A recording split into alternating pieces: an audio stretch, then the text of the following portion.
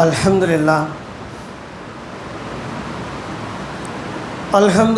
nahmaduhu wa nasta'inuhu wa nastaghfiruh wa nu'minu bihi wa natawakkalu alayhi wa na'udhu billahi min shururi anfusina min sayyiati a'malina man yahdihillahu fala mudilla lahu wa man yudlil fala hadiya lahu wa ashhadu an la ilaha illallah wahdahu la sharika lahu wa ashhadu anna muhammadan abduhu wa rasuluhu amma ba'd.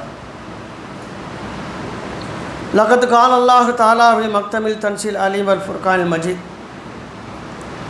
أعوذ بالله من الشيطان الرجيم بسم الله الرحمن الرحيم يا أيها الناس اتقوا ربكم الذي خلقكم من نفس واحدة وخلق منها زوجها بث منهما رجالا كثيرا ونساء واتقوا الله الذي تساءلون به والأرحام إن الله كان عليكم رقيبا يا أيها الذين آمنوا اتقوا الله وقولوا قولا سديدا ويصلح لكم أعمالكم ويغفر لكم ذنوبكم ومن يطع الله ورسوله فقد فاز فوزا عظيما يا أيها الذين آمنوا اتقوا الله حق تقاته ولا تموتن إلا وأنتم مسلمون اللهم صل على محمد وعلى آل محمد كما صليت على إبراهيم وعلى آل إبراهيم إنك حميد مجيد اللهم بارك على محمد وعلى آل محمد كما باركت على إبراهيم وعلى آل إبراهيم إنك حميد مجيد. அளப்பெரும் கருணையாளன் அல்லாஹ்வினை போற்றியவனாக பொழுந்தவனாக இந்த ஜும்மாவின் உரையை ஆரம்பிச்சுகின்றேன். வல்ல ரஹ்மான் அல்லாஹ்வினுடைய சாந்தியும் சமாதானமும் அருளும் கருணையும் கிருபையும் யார் மீதெல்லாம் உரித்தானதோ அந்த பாக்கியமற்ற கூட்டத்தில் உள்ளவராக நம்மையும் நமது பெற்றோர்களையும் மூமின்களையும் அல்லாஹ் ரப்பல் ஆலமீன் ஆக்கிடுவானாக என்று அல்லாஹ் மீது ஆதரவு வைத்தவனாக உரைக்குள் செல்கின்ற அன்புக்குரியவர்களை கொஞ்சம் சைடில் இருக்கிறவங்களாம் அங்கே உள்ளே வந்துருங்க, வாங்க வெஞ்சு வந்துடுங்க. இந்த பக்கம் அந்த பக்கம் இருக்கவங்களாம் அங்கே இடம் இருக்குது. அப்புறம் தொழுது நேரத்தில் நீங்கள் சப்புக்கு போய்க்கலாம். அல்லாஹ் ரப்பல் ஆலமீன் சூரத்துல் ஃபாத்திர் 35வது அத்தியாயத்தில் 15வது வசனம், யா அய்யுஹன்னாஸ் அன்துமுல் ஃபுகரா இலல்லாஹ் வல்லாஹு ஹுவல் கனியுல் ஹமீத். மனிதர்களே, நீங்கள் அல்லாஹ்வின்பால் தேவையுடையவர்கள், ஆனால் அல்லாஹ் தேவையற்றவன், புகழுக்குரியவன். இதுஹிபுக்கும் வ யக்தி பி ஹல்கின் ஜதீத். அல்லாஹ் அவன் நாடினால் உங்களை போக்கிவிட்டு வேறொரு புதிய படைப்பை கொண்டு வருவான். வமா தாலிக அலல்லாஹி அசீஸ். இது அல்லாஹ்வுக்கு கடினமானதல்ல, அவன் வலிமை மிக்கவன் என்று அல்லாஹ் ரப்பல் ஆலமீன் கூறுகின்றான். ஏன் அல்லாஹ் நம்மை போக்கிவிட்டு இன்னொரு சமுதாயத்தை கொண்டு வருவேன் என்று இந்த இடத்தில் குறிப்பிடுகிறான் என்று சொன்னால், நான் முதலில் வாசித்த அந்த வசனத்தில் மனிதர்களை நீங்கள் அல்லாஹ்வின்பால் தேவையுடையவர்களாக இருக்கின்றீர்கள் அல்லாஹ் சொல்கிறான். இந்த விஷயத்தை நாம் சரியாக விளங்கினா மாத்திரம்தான் இஸ்லாத்தில் நம்ம நிலைத்து நிற்க முடியும், அல்லாஹ்வின்பால் நெருங்க முடியும். இதை சாதாரணமாக பார்க்கும்பொழுது பெரிய பொருள் தரக்கூடிய விஷயமாக இருக்காது. பொதுவாக அல்லாஹ்வுடைய அந்த குர்ஆன் வசனங்களை ஒரு வசனம் விளங்கவில்லைன்னு சொன்னால் அதுக்கு முந்தைய வசனம் பிந்தைய வசனம் எல்லாத்தையும் நம்ம சேர்த்து பார்க்கும் பொழுது தான் அல்லாஹ் என்ன பொருளை இதில் புதைத்து வைத்திருக்கின்றான், மறைத்து வைத்திருக்கின்றான். யார் அதை கவனமாக தேடுறாங்களோ அவங்களுக்கு அது வெளிப்படும். கடந்து செல்பவர்களுக்கு அது ஒரு செய்தி, அவ்வளோதான். இப்போ அல்லாஹ் ரப்பல் ஆலமீன் கூறுவது தெளிவாக கூறுகின்றான், நீங்கள் அல்லாஹ்வின்பால் தேவையுடையவர்கள். இந்த மனநிலை நமக்கு இருக்கிறதா என்று பார்த்தோமேயானால் மனிதர்களில் அதிகமான மக்களிடத்தில் இந்த மனநிலை இல்லை. இப்போ உதாரணமாக சஹாபாக்களுடைய மனநிலை எப்படி இருந்ததுன்னு ஒரே ஒரு அடிக்கடி நம்ம நினைவூட்டக்கூடிய ஒரு விஷயம்தான். சிறிய விஷயமானாலும் அவர்கள் அல்லாஹ்விடத்தில் பிரார்த்திப்பார்கள். எந்த அளவுக்கு என்று சொன்னால், சுடுமணலிலே செல்லும் பொழுது அவருடைய செருப்பு அறுந்து விட்டால் அந்த இடத்திலும் அல்லாஹ்வை அவர்கள் பிரார்த்திப்பார்கள். இன்னா லில்லாஹி வ இன்னா இலைஹி ராஜிஊன் என்று அல்லாஹ்விடத்தில் உதவி தேடினார்கள். இந்த மணலில் செருப்பு அந்ததுக்கு இதுக்கு என்ன சம்மந்தம் இருக்குது என்று பார்த்தோமேயானால் அதை விட சிறியதற்கும் சம்மந்தம் இருக்குது. அல்லாஹ் நாடினாலே ஒழிய நாம் இரவில் உறங்கி பகலில் எழ முடியாது. அல்லாஹ் நாடினாலே ஒழிய நமது தொண்டை குழிக்குள் உணவு சென்று இறைப்பையை அடையாது. அல்லாஹ் நாடினாலே ஒழிய இறைப்பைக்குள் சென்ற உணவு ஜீரணமாகாது. அல்லாஹ்வின் நாட்டத்தை கொண்டே அவர் கழிவுப் பொருளாக வெளியேறுகிறது.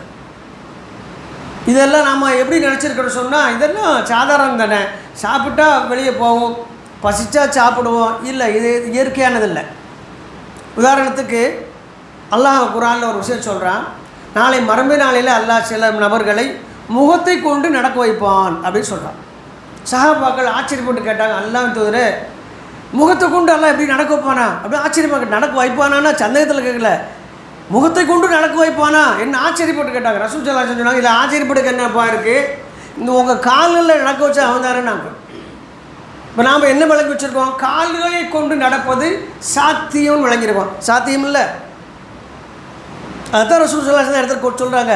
நீங்கள் எல்லாத்தையும் சாத்தியமானு நினைக்காதீங்க. உங்களுக்கு நடைபெறக்கூடிய நிகழ்வு எல்லாம் சாத்தியம் உள்ளது இல்லை, அல்லாஹ் நாடணும். இப்போ கால்களை கொண்டு நடப்பதும் அதிசயமானது தான் என்று அல்லாஹ் தூதர் அழகாக சொல்லி காட்டாங்க. அது எப்படி? பொதுவாக இந்த உலகத்தில் பார்த்திங்கன்னு சொன்னால் 2 காலில் எதையுமே நிறுத்த முடியாது, குழி தோண்டி புதைக்கணும். 2 கால்களை கொண்டு என்ன செய்ய முடியாது, அப்படியே நிறுத்தி வைக்க முடியாது. ஆனால் உயிர் உள்ளவைகளை பூரா அல்லாஹ் என்ன செய்கிறான், 2 கால்களிலும் 4 கால்களிலும் பரப்பனமாகவும் ஊர்வனவையாகவும் கால்களே இல்லாமல் வேகமாக செல்லக்கூடியமாக அல்லாஹ் படைத்திருக்கின்றான், அல்லாஹ் சொல்லி காட்டுறான். அப்போ இந்த வகையில் பார்க்கும் பொழுது நமக்கு எல்லா விஷயமுமே அல்லாஹ்வுடைய அருளை கொண்டு அல்லாமல் வேற இல்லை. சாதாரணமாக எதையுமே நினைக்கக்கூடாது என்பது தான் இந்த வசனத்தினுடைய பொருள். அப்போ அல்லாஹ்வின் பால் நீங்கள் தேவையுடையவர்கள் என்று சொன்னால், நமக்கு நடக்கக்கூடிய எல்லா காரியத்திற்கும் நமக்கு கிடைத்த எதேச்சையாக கிடைத்தது என்று எண்ணக்கூடாது. ஒரு முஸ்லீம் அவ்வாறு எண்ணக்கூடாது.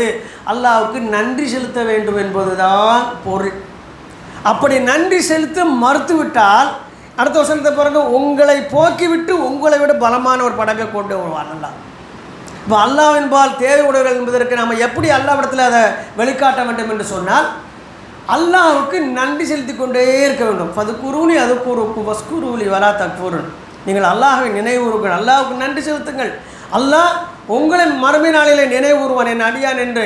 அன்றியும் நீங்கள் அல்லாஹ்வுக்கு மாறு செய்து விடாதீர்கள் என்று அல்லாஹ் ரப்புல் ஆலமீன் கூறினான். அப்போ அல்லாஹ்வை நினைவு கூறுவது என்பது நன்றி செலுத்துவது. அல்லாஹ்வை நன்றி செலுத்த மறந்து விட்டால் அல்லாஹ்வுக்கு மாறு செய்து விடுவோம். இப்போ பொதுவாகவே நாம் எல்லா விஷயத்துக்கும் அல்லாஹ்வுக்கு நன்றி செலுத்தாக்க என்ன காரணம் தெரியுமா? நம்மளை வந்து 2 வகையாக பிரித்து வச்சுருக்கோம். எப்படின்னா, சில காரியங்கள் நடக்கும்போது இது என்னுடைய அறிவை கொண்டு, என் உழைப்பை கொண்டு, என் ஆற்றலை கொண்டு நடந்தது என்று ஒரு மனநிலை எல்லாருக்குமே இருக்கும். இது தப்பு. அதனால தான் அல்லாஹ் ஒருத்தர் சொன்னாங்க, லா ஹவ்ல வலா குவத்த இல்லா பில்லாஹ். என்னுடைய முயற்சியோ என்னுடைய சக்தியோ எதுவும் இல்லை, அல்லாஹ்வை கொண்டே அல்லாமல். எவ்வளோ ஒரு பொருள் பொதிந்த வார்த்தை பாருங்கள். இப்படி ஒரு வார்த்தை, இப்படி ஒரு விஷயம் இஸ்லாத்தை தவிர வேறு எங்கேயுமே கிடையாது. அதனால தான் இன்றைக்கி எப்படியாவது மனிதர்களை விட கடவுள்கள் அதிகமாகிவிட்டது, இல்லங்களை விட மற்ற வணக்க ஸ்தலங்கள் அதிகமாகிட்டு இருக்கு. ஆனால் அதை விட அதிகமாக குற்ற செயல்கள் பெருகி கொண்டே இருக்கிறது. அப்போ இறைவன் யார், அவனை எப்படி வணங்க வேண்டும் என்று தெரியாத வரையில் யாராக இருந்தால் தவறு செய்யத்தான் செய்வோம். அதுக்காகத்தான் அல்லாஹ் ரப்புல் ஆலமீன் இவ்வளோ துல்லியமான விஷயங்களை சுட்டி காட்டுகின்றான். அப்போ அல்லாஹ்வை நாம் புகழ வேண்டும், அல்லாஹ்வுக்கு நாம் நன்றி செலுத்த வேண்டும். அல்லாஹ்வை புகழாமல் நன்றி செலுத்தாமல் நாம் இந்த பூமியில் வாழ்ந்தோம் என்று சொன்னால் நாம் ஈமான் கொண்டிருக்கின்றோம் என்று சொல்வதில் எந்த விதமான அர்த்தமும் இல்லாமல் போயிடும். இப்போ அடுத்தாங்க நன்றி செலுத்துன்னு வரும்பொழுது நமக்கு ஏதாவது பிரம்மாண்டமாக நடந்தால் தான் என்ன செய்வோம், அல்ஹம்துலில்லாஹ் எனக்கு அது கிடச்சிருச்சுங்க அப்படிம்போம். எப்படி திடீர்னு பெரிய விஷயம் நடக்கும்போது என்ன சொல்லுவோம், நம்ம அல்லாஹ் நினைவு வருவோம், அல்ஹம்துலில்லாஹ் ஆசைப்பட்டுக்கிட்டே இருந்தேன் கிடச்சிச்சு, அல்லாஹ் தந்துட்டான் அப்படின்னு. கொஞ்சம் மாற்றி பார்க்கணும், நமக்கு கிடைத்தது எல்லாமே என்னது தான், அல்லாஹ் தந்தது தான். இதுதான் சாதாரண மனிதனுக்கும் ஈமானில் உறுதி உள்ள மனிதருக்குள்ள வித்தியாசம். அல்லாஹ் ஒருத்தர் சொல்கிறாங்க பாருங்கள், ரிஸ்க்கு சம்மந்தமாக ஒரு விஷயம் சொல்கிறாங்க. அல்லாஹ் மிகவும் வலிமையுடையவன். அவன் ஒன்றை உங்களுக்கு நாடிவிட்டால் அது கிடைத்து விடும். எந்த அளவுக்கு என்று சொன்னால், அவன் உங்களுக்கு ரிஸ்க்கை அளந்து விட்டால் அது அவங்க இருக்கக்கூடிய மதினாவில் அந்த பக்கம் இந்த பக்கம் தான் மலைகள் இருக்குது. அதுக்கு உதாரணம் 2 மலைகளுக்கு இடையில் அது இருந்தாலும் அல்லாஹ் விதித்து விட்டால் உங்களை வந்து சேர்ந்து விடும். அல்லாஹ் உங்களுக்கு நாடவில்லை என்றால் உங்கள் 2 உதடுகளுக்கு இடையில் உள்ளதையும் அல்லாஹ் என்ன செஞ்சிருவான், எடுத்துருவான். இப்போ அல்லாஹ் பேர் எழுதாத ஒரு கொஞ்சம் சோத்தளி வாயில் வச்சோன்னா என்ன செய்யும், புறையேறி ஒரு தும்மல் அடிப்பான், அவ்வளோ சிதறிடும், வெளியில் எடுத்துருவான். நம்ம என்ன நினைக்கும், இதுவும் சாதாரணமாக நினைக்கும், வெளியில் வாயில் வச்சது வெளியில் வந்து சாதாரண இல்லை. இது அல்லாஹ்வுடைய நாட்டத்தை கொண்டது. வாயில் வச்சாலும் அது அல்லாஹ்வுடைய அனுமதி இல்லாமல் உள்ளே இறங்காது. அப்போ இதை நாம் தெளிவாக புரிந்து கொள்ள வேண்டும். எங்கேயெல்லாம் நம்ம தவறு செய்வோம் தெரியுமா? ரிஸ்க் விஷயத்தில் எங்கேயெல்லாம் தவறு செய்வோம்னு சொன்னால், நம்ம அல்லாஹ்வுக்கு நமக்கும் இடையில் உள்ள தூரம் அதிகமாகிக்கிட்டே இருக்குது. அதுக்கு என்னென்ன காரணங்களை மாத்திரம் இன்றைக்கி நம்ம செய்வோம், சுருக்கமாக பார்ப்போம். இப்போ ரிஸ்க் விஷயத்தில் நம்ம தவறான ஒரு எண்ணம் வச்சுருக்கிறோம்னு சொன்னால், நாம் வந்து கஷ்டப்பட்டதுனால தான் அது கிடைக்கும் அப்படின்னு நினச்சிருக்கிறோம்.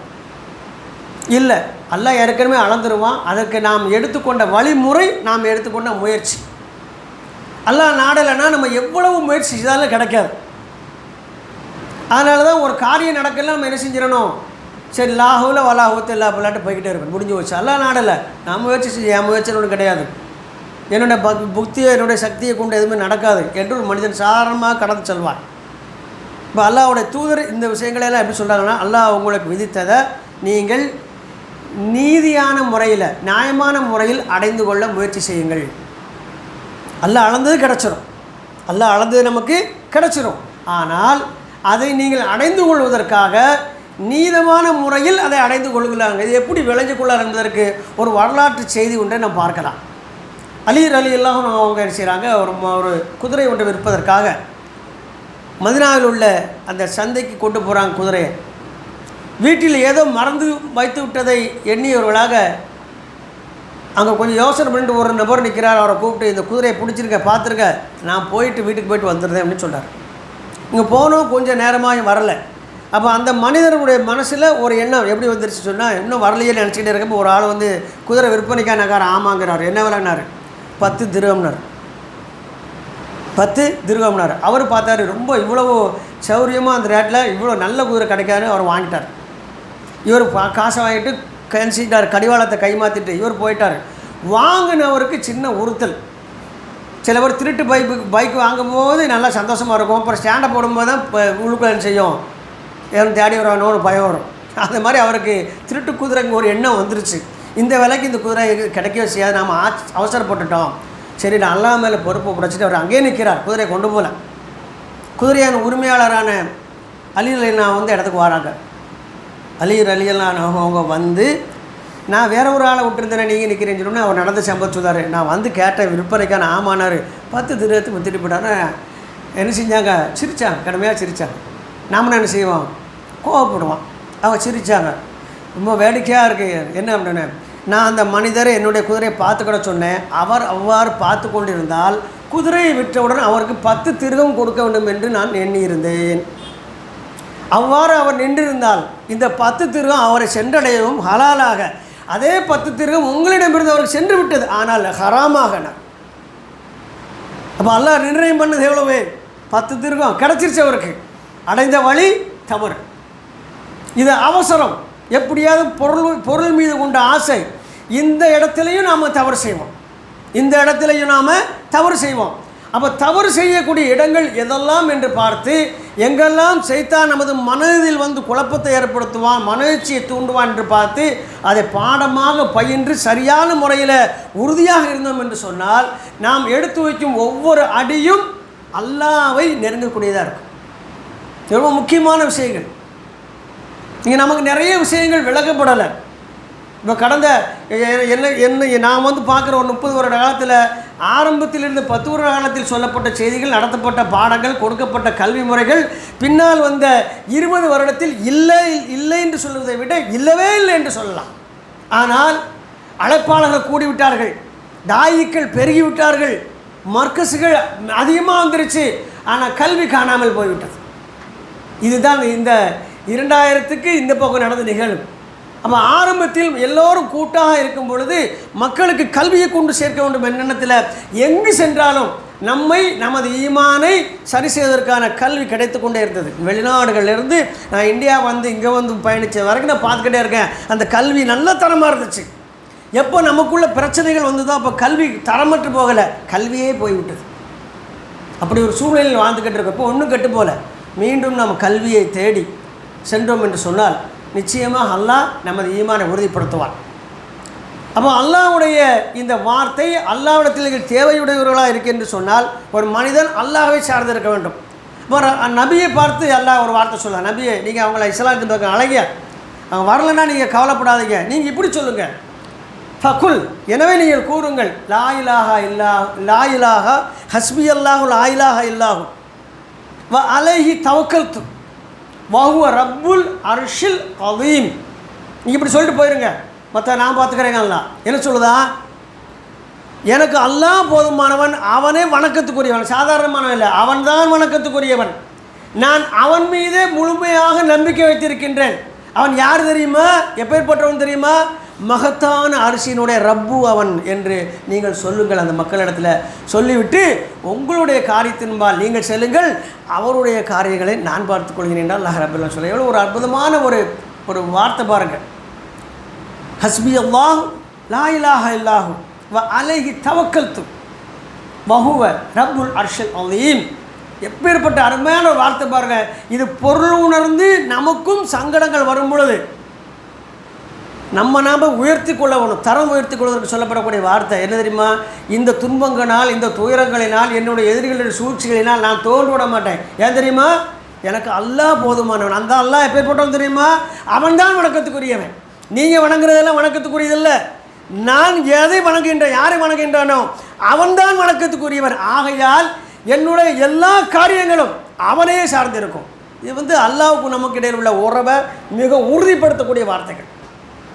பொதுவாக வசனங்களினுடைய பொருள் அறியும் பொழுது தான் அது இதயத்தை சென்றடையும், இதயத்தில் தாக்கத்தை ஏற்படுத்தும். எப்பேற்பட்ட வசனம் பாருங்கள். ஒரு சாதாரணமாக ஒரு கவுன்சிலருக்கு நமக்கு பழக்கமெல்லாம் என்ன வரத்துக்கு வந்துடுதான், தனி வரலாம் கூட மக்கள் சொல்லுவாங்க, எப்பா எங்கள் ஏரியாவில் தனி வரல, உங்கள் ஆள்கிட்ட சொல்லி லேசாக சொல்ல தனி வரும் சொன்னோன்னே நமக்கு என்ன செய்யும், சடக்குன்னு கைக்கு போல் 2 ரெக்க முளைச்சிரும், காலர் மடக்கி இருக்கு நிமிந்துடும், அப்படியே பறப்போம், பட்டன்னு பறப்போம், ஒன்றுமே கிடையாது. கவுன்சிலர் கூட நமக்கு நெருக்கம், அவ்வளோதான். இங்கே அல்லாஹ் என்ன சொல்லுதான், நீ வணங்குறது யாரை தெரியுமா, வணக்கத்துக்குரியவன் வணங்குறீங்க. எவ்வளோ அற்புதமான வார்த்தை பாருங்கள், வணக்கத்துக்குரியவன் வணங்குறீங்க. அப்படியே என்ன அர்த்தம், உங்களை ஏற்க மறுத்தவர்கள் எல்லாம் எதை வணங்கக்கூடாதோ அதையெல்லாம் வணங்குகிறார்கள், எதையெல்லாம் வணங்குகிறார்கள் அது மேலே என்ன செய்ய முடியாது, இவங்க தவக்கல் உறுதியான நம்பிக்கை வைக்க முடியாது. ஏன் அல்லாஹ் ரப்பல் இன்னொரு இடத்துல சொல்தான், இவர்கள் அழைப்பவர்களும் அழைக்கப்படுபவர்களும் பலகீனர்களே. எவ்வளோ அற்புதமான வார்த்தை பாருங்க. இவன் யார் அல்லாஹ் அல்லாதவனை அழைக்கிறானோ பிரார்த்தித்து அவனும் பலகீனன், யாரை அழைக்கின்றானோ அவனும் பலகீனன். அடுத்து அல்லாஹ் இன்னொரு இடத்துல சொல்லுதான், என்ன தெரியுமா, நீங்கள் யாரை பிரார்த்தித்து அழைக்கின்றீர்களோ அவர்களே மர்மை எப்போது வரும் என்று தெரியாத சூழ்நிலையிலே அச்சமடைந்தவர்களால் அந்த பூமியில் வாழ்ந்தவங்க. அவங்களுக்கே தெரியாது, அவங்க நிலைமை அவங்களுக்கே தெரியாது, பயந்துக்கிட்டு இருந்தாங்க, என் நிலைமை என்ன ஆகுமோ. நாங்கள் அப்பேற்பட்டவனை நீ போய் அழைக்கிறியப்பா, நீ அழைத்தால் அவர்கள் செவிமடுப்பார்களா, செவிமடுத்தாலும் பதிலளிப்பார்களா, எனவே அவர்களை அழைக்காதீர்கள் என்று அல்லாஹ் ரப்பல் ஆலமீன் நமக்கு வசனங்களை பல வசனங்களிலே பாடமாக நடத்துகின்றான். ஆக முஸ்லீம் என்பவர் தொழுது விட்டு நோன்பு வைத்து திக்ரு செய்தால் மட்டுமில்லை, முஸ்லீம் என்பவர் மிகப்பெரிய பாடத்திட்டத்தை கையில் எடுத்து பயிற்றுவிக்கக்கூடிய அல்லது பயிற்சி எடுக்கக்கூடிய மாணவனாகவும் ஆசிரியராகவும் இருக்க வேண்டும். அதுதான் இஸ்லாம். இஸ்லாம் என்பது ஒரு அழகான பாடத்திட்டம். ஆகையால் இனி வரும் காலங்களில் நாம் முறையாக குர்ஆன் வசனங்களை எடுத்து வைத்து தெளிவாக படித்தோம் என்று சொன்னால் நிச்சயமாக நமது வாழ்க்கை மாறும். நமது வாழ்க்கை நிச்சயமாக மாறும். வாழ்க்கை மாறாத இடத்துலலாம் டையை கட்டி கோட்டு போட்டு பயங்கரமாக செய்கிறான், கிளாப் பண்ணி சொல்லி எங்கள் கம்பெனிக்கு எங்களோட ப்ராடக்ட் எடுத்திங்கன்னா உன் லைஃபே மாறிடுமா, மாறும். கடைசியில் ரோட்டில் நிற்பான், முதல்ல நல்லா இருந்திருப்பான், அப்புறம் மாறி ரோட்டில் நிற்பான், கடனாளி ஆயிடுவான். இந்த கம்பெனியில் சேர்ந்ததுக்கப்புறம் ஆசைப்பட்டு இஎம்ஐயில் என்ன செஞ்சிருவான், காரை வாங்கிடுவான், பைக்கை வாங்கிடுவான். திடீர்னு ஒன்றுமே நடக்காது, அவன் துரத்துவான், இவன் ஓட்டிகிட்டு போவான் வாங்கிட்ட பைக்கை. இதுதான் இந்த மாற்றம் தான் நடக்கும். ஆனால் இஸ்லாம் என்ற மாற்றம் ஒரு மனிதனை படிப்படியாக உயர்த்தி அவனை கண்ணியத்துடன் அல்லாஹ்வின்பால் நெருக்கி செல்கின்றது. அந்த நிலை நமக்கு நடக்கா, இந்த மாற்றம் நம்மளுடைய வாழ்க்கையில் வந்திருக்கா, நான் கடந்த காலத்தில் எவ்வாறு இருந்தேன், அல்லாஹ்வுக்கு எனக்கு இடையில் உள்ள நெருக்கம் எவ்வாறு இருந்தது, தூரம் எவ்வாறு இருந்தது, இப்போது அந்த தூரம் குறைந்திருக்கிறதா, நெருக்கம் அதிகரித்திருக்கிறதா என்று நாம் என்ன செய்யணும், கணக்கு பார்க்க வேண்டும். எதையெல்லாமோ கணக்கு பார்ப்போம். அல்லாஹ்வுக்கு நமக்கு இடையில் உள்ள நெருக்கத்தை கணக்கு பார்க்குறோமா, அல்லாஹ் என்று சொல்லும்போது நமக்கு எப்படி வரணும், ஏன் ரப்புன்னு வரணும்.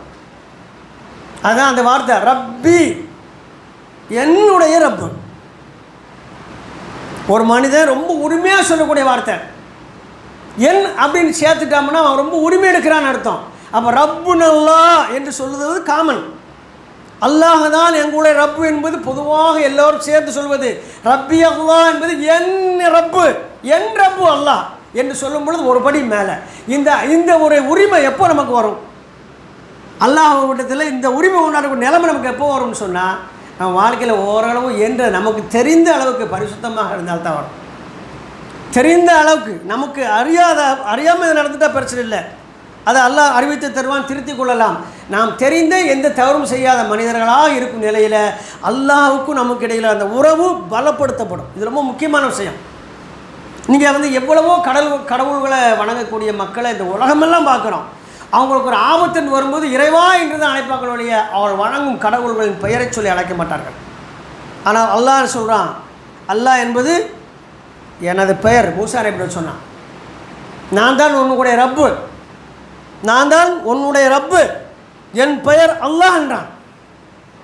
எனவே இப்படி ஒரு வார்த்தை அல்லாஹு என்பவன் என்னுடைய ரப்பு என்று சொல்லக்கூடிய வார்த்தை, இந்த உறுதி எப்போ மனிதனுக்கு வரும் என்று சொன்னால் நீதியுடன் வாழ்க்கையை ஒரு நியாயமான வாழ்க்கை அமைக்கும் பொழுது தான். ரொம்ப சூழ்ச்சியிலையோ அல்லது குதர்க்கமான முறையிலோ பயங்கரமான திட்டமிட்ட நிறையில் இதனால் நம்ம அப்படியே செஞ்சிடலாம் இப்படி செஞ்சு சொன்னால் அதெல்லாம் நடக்காது. எதை செய்தாலும் நாம் அல்லாஹ்வை சார்ந்தொருப்பலாக இருக்க வேண்டும். இந்த நிலைமை நமக்கு வந்தால்தான் நம்ம வருங்காலத்தில் அல்லாஹ்வை நெருங்கக்கூடிய மக்களாக மாற முடியும். இன்ஷா அல்லாஹ் இரண்டாவது அமர்விலே இன்னும் ஒரு சில விஷயங்களை பார்த்து நிறைவு செய்வோம். வாஹிர் தோவான் அனில் அல்ஹம்துலில்லாஹி ரப்பில் ஆலமீன். அஸ்ஸலாமு அலைக்கும் வரஹ்மத்துல்லாஹி வபரகாத்துஹு.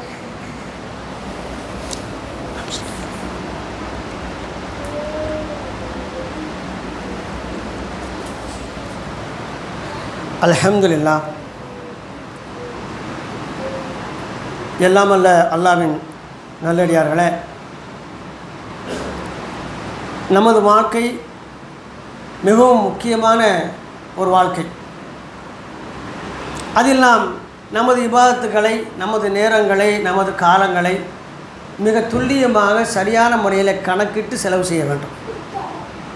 நாம் இழந்துவிட்ட நம்மளுடைய வாழ்க்கையில் ஒரே ஒரு நொடியை மீண்டும் நம்மால் திருப்பி கொண்டு வர இயலாது.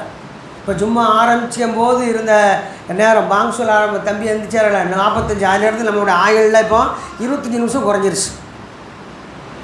நம்மளோட ஆயுள் பயிற்சி இருக்குது 25 நிமிஷம் குறைஞ்சிருச்சு. யதார்த்தம் மரணம் 25 நிமிஷம் நிச்சயிருக்கு, முன்னோக்கி வந்திருக்கு. எப்போ எங்கே இது அல்லாஹ்வே அறிஞ்சவன். ஆனால் சம்பவம் உறுதி. அப்போ நாம் எப்படி இருக்கணும்னு சொன்னால், நமக்கு தரப்பட்ட வாழ்க்கையினுடைய மணித்துளிகளை மிகவும் கணக்கிட்டு பயனுள்ளதாக செலவு செய்ய வேண்டும். ரொம்ப முக்கியமான விஷயம். இப்போ நேற்று கூட ஒரு சகோதரர்கிட்ட ஒரு விஷயம் கேட்டார். அவருக்கு சம்மந்தமே இல்லை, அவரை பற்றி ஏதாவது தகவல் தெரியுமான்னு கேட்டார். ஒரு விஷயமா என்கிட்ட அந்த தகவல் தெரிந்தால் உங்களால் அவருக்கு உதவ முடியுமான்னுட்டேன். இல்லை, பிறகு ஏன் நீங்கள் தெரிஞ்சுக்கிட்டீங்க? இல்லை தெரிஞ்சுக்கிடத்தா, உங்களை சம்மந்தம் இல்லாத விஷயத்தை நீங்கள் தெரிஞ்சுக்கிடாதீங்க, ஆபத்தில் கொண்டு விடும், யா வச்சுக்கேன். அவருக்கு ஒரு எச்சரிக்கை நேற்று செய்து, சம்மந்தம் இல்லாத விஷயத்தில் நீங்கள் நம்மகிட்ட எல்லாத்தையும் பழக்கம் இருக்கும், அடுத்தவங்க விஷயத்தில் மூக்க நுழைக்கிறது. நமக்கு சம்மந்தம் இல்லை. நமக்கு சம்மந்தம் இல்லாத விஷயங்களை என்ன செய்யக்கூடாது? பேசக்கூடாது, விசாரிக்கக்கூடாது, கேட்கக்கூடாது. இதையும் தாண்டி யாராவது அந்த விஷயமாக பேச வந்தால் அஸ்ஸலாமு அலைக்கும், இதில் உறுதியாக இருங்க. ஏன் தெரியுமா? சைத்தான் நம்மளை ஏதாவது ஒரு வகையில் என்ன செய்வான்? ஒரு சூழ்ச்சி செய்து ஒரு பிரச்சனையில் மாட்டி விடவும், நம்மளை அச்சத்துடன் வாழவும், இறையச்சத்துக்கு பதிலாக இந்த உலகத்தினுடைய அச்சத்தை ஏற்படுத்துறதுக்கான முழு முயற்சியில் சைத்தான் முயற்சி செய்வான். இதில் இருந்து மீளுவதற்கு ஒரே வழி, நாம் நமது நேரங்களை பயனுள்ளதாகவும் தேவையுள்ளவற்றில் மட்டுமே கழிக்க வேண்டும். ஏன் நான் சொன்னது தான், நம்மளுடைய டயம் இருக்குது, கவுண்டவுனில் போய்கிட்டு இருக்கு, குறைஞ்சிக்கிட்டே இருக்குது. அப்படி இருக்கப்போ நம்மளுடைய நேரத்தை ஏன் வீணாக செலவு செய்ய வேண்டும்? வீண் செலவு என்பது பணத்தில் மட்டுமல்ல, நமது வார்த்தைகளிலும் நமது வாழ்க்கைகளிலும் அதை கடைப்பிடிக்கலாம். எல்லாமே பயனற்றது, எல்லாமே வேணும் தானே. ஆகையால் இனி வரும் காலங்களில் எப்போதெல்லாம் நீங்கள் பயனில்லாததை, எனக்கு தேவையில்லாத பேச மாட்டேன் முடிவுக்குறீங்களோ, அப்போ ஆட்டோமேட்டிக்காக உங்களுக்குள்ள ஒரு என்ன செய்யும்? ஒரு நிகழ்வு நடக்கும். என்ன தெரியுமா? பயனுள்ளதை தேட ஆரம்பிச்சிருங்க. தேவசியம் இதை செய்யாதனால தான் நம்ம எல்லோரும் எப்படி தான் இருக்கோம். கடந்த வருடம் எப்படி இருந்தோமோ அப்படியே இருக்கிறோம். என்ன மாற்றம் நம்மகிட்ட இருக்குது? இபாதத்தில் என்ன மாற்றம் வந்துடுச்சு? போன வருஷம் ரமலானை விட இந்த வருஷம் ரமலான் வந்துருச்சு. நான்லாம் தகஜத்துக்குள்ளே வந்துட்டேன். குரானை திக்கி வாசித்தேன், வேகமாக வாசிக்க ஆரம்பிச்சிட்டேன். டெய்லி என்னால் முடிஞ்சளவு 4 பக்கம் நான் வச்சுக்கிறேன். ஃபஜரில் குரானை படிக்கிறேன். முன்னாலெல்லாம் என்ன செய்வேன்னா பாங் சொன்ன உடனே தான் எழுந்திருப்பேன், வேகமாக போவேன், முதல் ரக்காத் தக்பீர் கட்டிடுவாங்க. அல்ஹம்துலில்லாஹ் இந்த வருஷம் என்ன நான் மாற்றிக்கிட்டேன். நான் போய் உட்காந்து 2 ரக்காத் தொழுதுட்டு 10 நிமிஷம் 2 குரானை ஓதுனதுக்கு அப்புறம் தான் இக்காமத்து டைமே வருது, நான் தொழுகை எதிர்பார்த்துருக்கேன். இப்படி தரத்தால் ஓய்ந்திருக்கின்றோமா? இதுதான் மாற்றம். இப்படி இதை நோக்கி எப்பொழுதெல்லாம் நம்ம செல்வோமோ அப்பொழுதெல்லாம் சைத்தான் நம்மிடம் தோல்வி அடைவான். நல்ல விலை கிடக்கு. சைத்தான் அப்போம்லாம் நம்மகிட்ட எப்படி அடைவான்? மூக்குடைப்பட்டு தோல்வி அடைவான். அப்போ நம்முடைய வாழ்க்கையை கொஞ்சம் மாற்றணும். எப்படி மாற்றணும்னு சொன்னால் அப்டேட் வேறு ஒன்றும் இல்லை, அப்டேட் பண்ணிக்கிட்டே இருக்கணும். நேற்று மாதிரி இன்றைக்கி இருந்தால் பிரயோஜனமே இல்லை, நம்ம உயிரோடு இருக்கிறதுல அர்த்தமே இல்லை. அப்போ நேற்றை விட இன்று நான் ஏதாவது செய்திருக்கின்றேனா?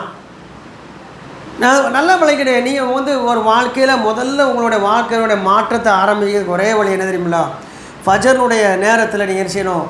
ரொம்ப ஏழையராக முன்கூட்டியே பள்ளிக்கு போக கற்றுக்கிட்டீங்கன்னு சொன்னால் நீங்கள் வாழ்க்கையில் லைவில் இருக்கிறீங்க, நீங்கள் உயர்ந்த இடத்தை நோக்கி சென்று கொண்டு இருக்கிறீங்க. இல்லை நான் வழக்கம் போல் அறக்க பறக்க வேகமாக ஓடிடுவேன், ஒரு செருப்பு இங்கே கழட்டுவேன், இன்னொரு செருப்பு உதறி விடுவேன், அங்கே போய் விடும். நான் தக்பீர் கட்டுற இடத்துல ருக்கு போவார், எனக்கு முதல்ல ரக்காத் கிடச்சிதா கிடைக்கலன்னு தெரியாது, இருந்தாலும் நான் செய்வேன், அட்ஜஸ்ட் பண்ணிக்கிட்டு கிடச்சது மாதிரி நான் நம்பிக்கிறேன். இப்படித்தான் நம்ம மக்களில் நிறையா பேர் இருக்கிறாங்க. இதை விட்டு இன்னொரு கூட்டம் நான் உறைஞ்சு கொண்டு இருக்கிறது. உறங்குறவர்களை பற்றி பிரச்சனை இல்லை, நம்ம உறக்கத்திலிருந்து விழித்து கொண்டவர்கள். ஆனால் வாழ்க்கையில் முன்னேறணும் என்ற திட்டத்தை நம்ம என்ன செய்யணும்? கொண்டு வரணும். இன்றைக்கி நான் பொதுவாகவே ஒரு இடத்துக்கு தொலை வைக்கக்கூடியவங்க, ஜும்மா நடத்தக்கூடியவங்க போவதேன்னு செய்வாங்க. பெரும்பாலும் நடைமுறையில் லேட்டாக வருவாங்க, உள்ளே உட்காந்து நிர்வாகிகள் எட்டி பார்ப்பாங்க. இதை நான் இப்போ இல்லை, 20 வருஷமாக நான் ஜும்மா பண்ண ஆரம்பித்தது பார்த்துட்டுருக்கிறேன். இப்போ எனக்குள்ள ஒரு மாற்றம்.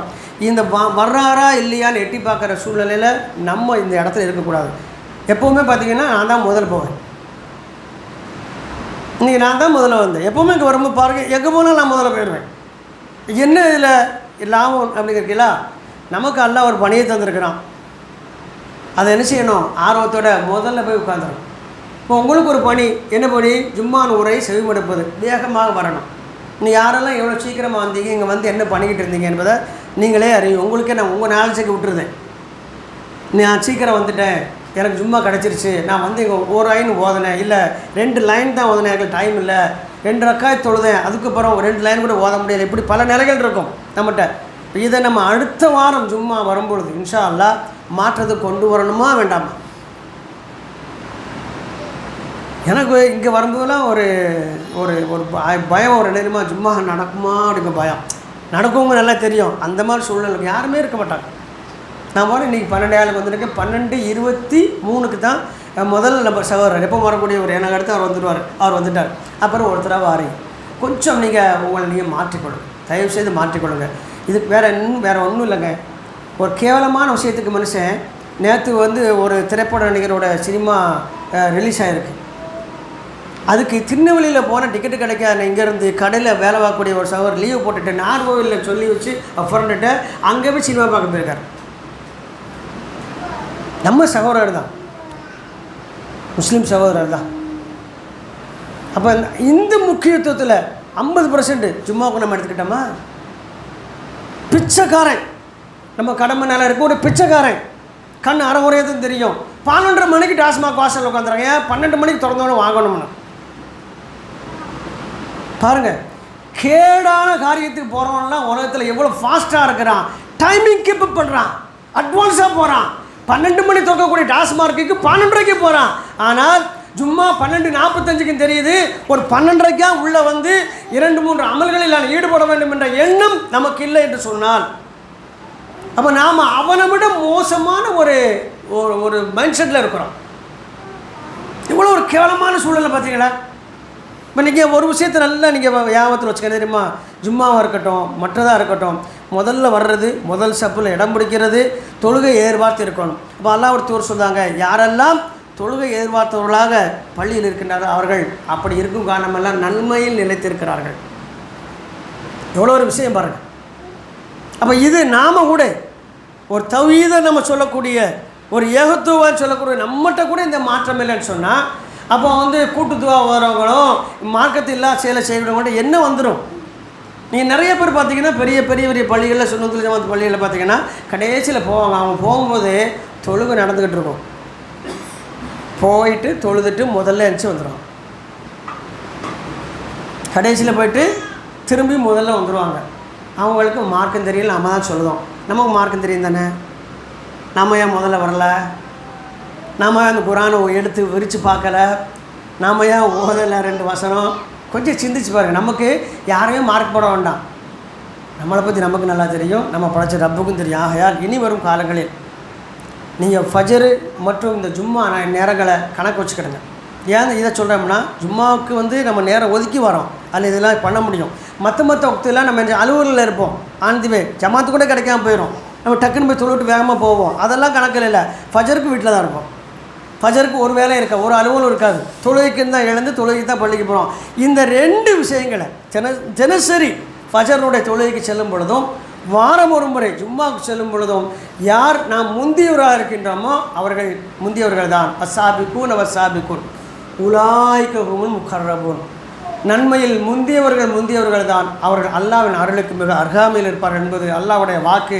சஹாபாக்களை நோக்கி அல்லாஹ் சொன்ன வார்த்தை, முதலில் ஈமான் கொண்டவர்களை பார்த்து சொன்ன வார்த்தை. அது அன்று முதல் இன்று வரை கியாமத்தில் வரை எல்லாவற்றிற்கும் பொருந்தும். நாமும் நற்காரியங்களிலே முந்தியவர்களாக இருப்போம். ஆகையால் அன்புக்குரியவர்களை இனி வரும் காலங்களில் கொஞ்சம் மறுமை விஷயத்தில் சுயநலத்தோடு இருப்போம், இந்த உலக விஷயத்தில் நம்ம எப்படி இருப்போம், பொதுநலத்தோடு இருப்போம். ஆனால் நம்மளோட மைண்ட் செட் எப்படி தெரியுமா இருக்குது?